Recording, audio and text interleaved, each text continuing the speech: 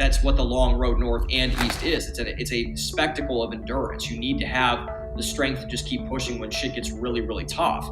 Like, you did this in the dead of winter. Like, I'm from the Midwest too. It gets, and like, I'm not from you're from the really cold part, like up in Minnesota. So like, I'm from Ohio. Ohio gets pretty cold. Minnesota gets really fucking cold. You know, you knew this was going to be very, very difficult. You knew that it was probably going to suck a majority of the time. So why did you still let yourself indulge in something that was going to be very, very difficult?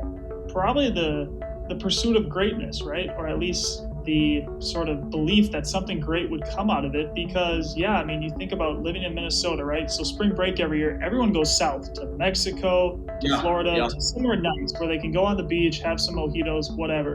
And my buddy and I, like, we had sort of built up a tolerance for cycling earlier that fall, like doing a number of trips around our college town. Yeah. And we just kind of like actually it was his idea. He's like, dude, let's bike to Canada over spring break. And I'm like, yes, we're doing it. I don't even know why I said yes, other than if we were able to accomplish this, it's going to feel so good.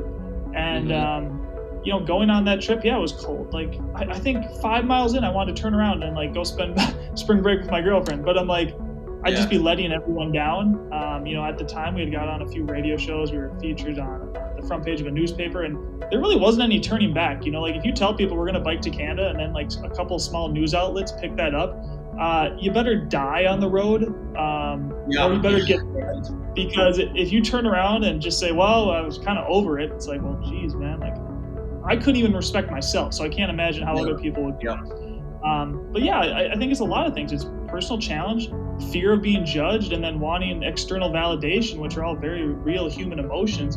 And, you know, a bike trip sucks. Like, dude, it was really windy, it was really cold, and it was never easy except for a few stretches.